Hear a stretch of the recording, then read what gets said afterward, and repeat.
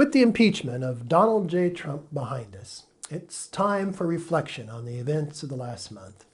On any day, I collect more links than I can read in a week. Most of us are like this, bombarded with information. It's hard to choose the quality from the clickbait. I find that if I wait a few days, the stuff I thought important in the moment was just chaff in the wind. That's why I let my reading list mellow. When I return to it, I find most of it is junk. I'm guilty of using multiple systems to keep my links. OneNote from Microsoft is an old favorite. It has a browser extension that lets you keep a bookmarked link to the article or just the text of the article for later reading. I prefer the text-only option because I find it difficult to read comfortably with a dozen banner and interstitial ads interrupting my thoughts. We abandon most content on the internet because of those interruptions. I use an ad blocker to stop the distractions, but feel guilty for denying hard-working creatives the meager income all that noise provides.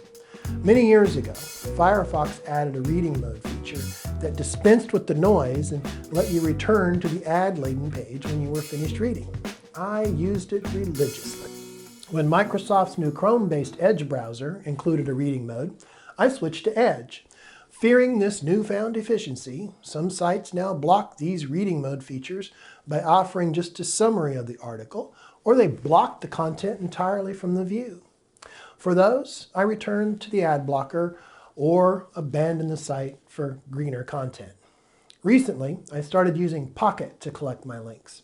It includes a reading mode and has a few more features. The presentation is nicer than OneNote's text-only clip as well. Here are a few links related to the Republican insurrection that have mellowed enough for sharing. First is this photo of Representative Kim cleaning the Capitol floor after the riots. It says a lot about the future of our nation that a Korean immigrant cares more for our Constitution than the 43 Republicans that voted to gaslight January 6, 2021. Representative Kim was not in the Capitol building when the Trump-supporting rioters desecrated our nation's most sacred space. When he returned to the building, the trash strewn on the rotundus floor crushed him. I was just overwhelmed with emotion, Kim, 38, told NBC Asian America. It's a room that I love so much. It's the heart of the Capitol, literally the heart of this country. It pained me so much to see it in this kind of condition. At first, it surprised me that this more patriotic mob, demanding a false decency for the autocratic Trump, would toss their trash on the floor rather than in a container. Then I remembered the same crew refused to wear masks for my or your safety, to the point where they hatched a plot to kidnap Michigan's governor. The same type of American used to blow smoke in my face. This next link qualifies as complete garbage, but I include it here to remind myself that men like Mike Pompeo and Mike Pence both used and learned from Donald Trump. The right-wing power grab for the soul of our nation did not start or end on January 6, 2021. Karl Rove repeatedly argued for a permanent Republican majority and a single-party system for our nation. Vigilance and voting by all Americans is how we preserve our democracy's two-party system. Pompeo's whitewashing of his coddling Arabian oil princes and ignoring Russia's bounty on American soldiers is a powerful reminder of that fact. The Pompeo link is a warning for the future. This Eric Cantor link reminded me of the past. Straw men and gaslighting have been the Republican policy agenda since the start of the century. With Eric's commentary, I am reminded of Cantor's primary defeat by a Tea Party Republican. The flood of information coming at us makes it easy to forget the mobs of Tea Party Republicans shouting down anyone who disagreed with them at congressional town halls, protesting with assault rifles on the banks of the Potomac River and in front of state capitol buildings. Or, especially in this age of COVID, Michelle Bachmann's claim that vaccines kill children. Cantor writes in his editorial, political parties and their leaders have two options: engage in the competition of ideas and solve problems while moving the country forward, or continue to promote disinformation and false narratives designed to undermine our democracy? The choice should be obvious. Well, yes, Eric, it is. Your party chose straw man and gaslighting when it refused to hold George Bush accountable for his cover-up of the 9/11 attacks and the big lie to start the Iraq War. Finally, from Mother Jones, this article details a brief history of denying the majority in our nation. The American electorate's distaste and apathy for the system that represents them has been carefully cultured. This article is a powerful reminder that we need to end the Electoral College and change the way Americans vote. Remember, Donald Trump didn't win a majority of votes in any contest where he had an opponent, yet he became President of the United States of America. And it's not just the presidency where this happens. Warning bells about a minority right-wing power grab have been sounding for years. In 2018, 54% of Wisconsinites voted for Democrats, yet the Republicans won 2/3 of the seats in the legislature.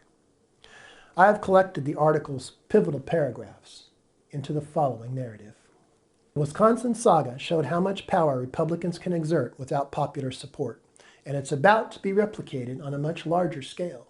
The violent invasion of the Capitol on January 6 drew rebukes from many Republican lawmakers, but it reflected, in extreme form, something Republicans have long displayed: a disregard for the will of the majority. With Republicans shut out of the White House and congressional leadership, minority rule is likely to intensify over the next 4 years in ways not seen in modern times. This isn't about which party wins elections, but whether democracy itself survives. Some anti-democratic measures were deliberately built into a system that was designed to benefit rich, white men. The Senate was created to boost small conservative states and serve as a check on the more democratic House of Representatives, while the Electoral College prevented the direct election of the president and enhanced the power of slave states through the 3/5 clause. But these features have metastasized to a degree the Founding Fathers could have never anticipated, and in ways that threaten the very notion of representative government. This strategy of white grievance reached a fever pitch when domestic terrorists, emboldened by the President Donald Trump, occupied the Capitol to prevent Congress from certifying Biden's Electoral College victory.